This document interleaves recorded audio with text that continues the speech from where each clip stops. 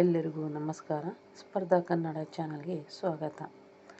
ಕನ್ನಡ ವ್ಯಾಕರಣ ಸಮಾಸಗಳಲ್ಲಿ ಮೂರನೇದಾಗಿ ಕ್ರಿಯಾ ಸಮಾಸದ ಬಗ್ಗೆ ಅಭ್ಯಾಸ ಮಾಡೋಣ. ಇಲ್ಲಿ ಕ್ರಿಯಾ ಸಮಾಸವು ನಾಮಪದ ಮತ್ತು ಕ್ರಿಯೆಯಿಂದ ಕೂಡಿದೆ. ಕ್ರಿಯಾ ಸಮಾಸ ಎಂದರೇನು? ಪೂರ್ವ ಪದದಲ್ಲಿರುವ ನಾಮವು ಉತ್ತರ ಪದದಲ್ಲಿರುವ ಕ್ರಿಯೆಯೊಡನೆ ಸೇರಿ ಈ ಸಮಾಸವಾಗುತ್ತದೆ.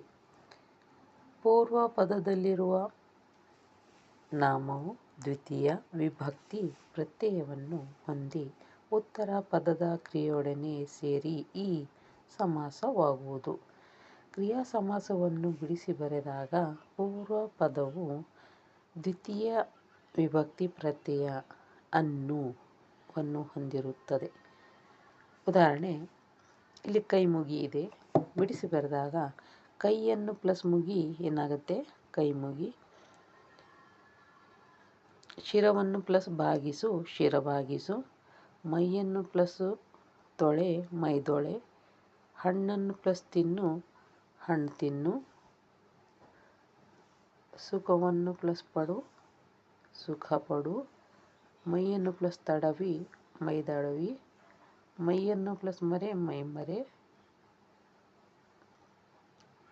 ಜನ್ಮವನ್ನು ಪ್ಲಸ್ ತಾಳು, ಜನ್ಮ ತಾಳು. ಕಣ್ಣನ್ನು ಪ್ಲಸ್ ಅರಳಿಸು, ಕಣ್ಣರಳಿಸು. ಬಟ್ಟೆಯನ್ನು ಪ್ಲಸ್ ತೋರು, ಬಟ್ಟೆ ದೂರು. ಕೈಯನ್ನು ಪ್ಲಸ್ ಬೀಸು. ನಾಲ್ಕನೇ ಸಮಾಸದಲ್ಲಿ ದ್ವಿಗು ಸಮಾಸ. ಈ ದ್ವಿಗು ಸಮಾಸ ಸಂಖ್ಯೆ ಮತ್ತು ನಾಮಪದದಿಂದ ಕೂಡಿರುತ್ತದೆ.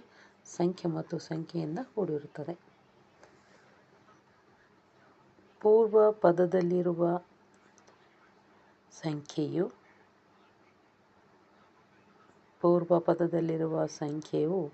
ಉತ್ತರ ಪದದಲ್ಲಿ ಇರುವ ಸಂಖ್ಯೆ ಅಥವಾ ನಾಮಪದದೊಡನೆ ಸೇರಿ ಸಮಾಸವಾಗುತ್ತದೆ. ಉದಾಹರಣೆ, ಇದು ಮುಕ್ಕಣ್ಣ. ಉದಾಹರಣೆ, ಮುಕ್ಕಣ್ಣು ಅಂದರೆ ಸಂಖ್ಯೆ ಮತ್ತು ನಾಮಪದದಿಂದ ಕೂಡಿದೆ. 3 ಸಂಖ್ಯೆಯಾಗಿದೆ.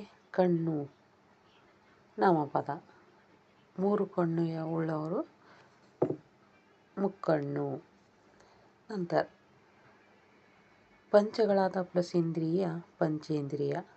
ಒಗ್ಗಟ್ಟು 1 ಪ್ಲಸ್ ಕಟ್ಟು, ಒಗ್ಗಟ್ಟು. 4 ಪ್ಲಸ್ ಮಡಿ, ನಾಲ್ಮಡಿ. 4 ಪ್ಲಸ್ ಮಡಿ, ನಾಲ್ಮಡಿ.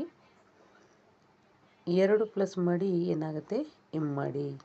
2 ಪ್ಲಸ್ ತಂಡ, ಇತ್ತಂಡ. ಸಪ್ತಗಳಾದ ಸಾಗರ, ಸಪ್ತಸಾಗರ. ಸಪ್ತ ಪ್ಲಸ್ ದಿಗ್ಗಜರು, ಸಪ್ತ ದಿಗ್ಗಜರು. ಚತುರ್ ಪ್ಲಸ್ ಮುಖ, ಚತುರ್ಮುಖ.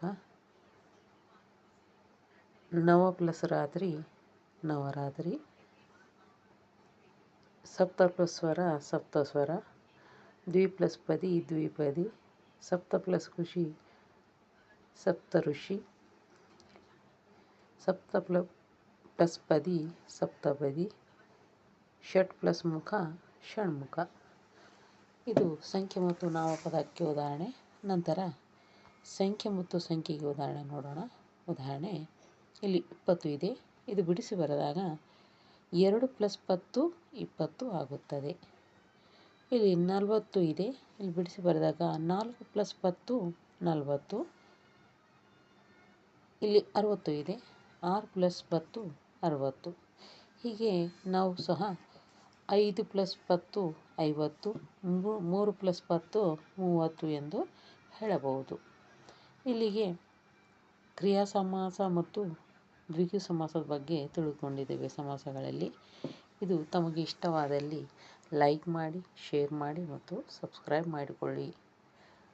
ಈ ಒಂದು ವಿಡಿಯೋ ವೀಕ್ಷಣೆ ಮಾಡಿದ್ದಕ್ಕಾಗಿ ತಮ್ಮೆಲ್ಲರಿಗೂ ಧನ್ಯವಾದಗಳು.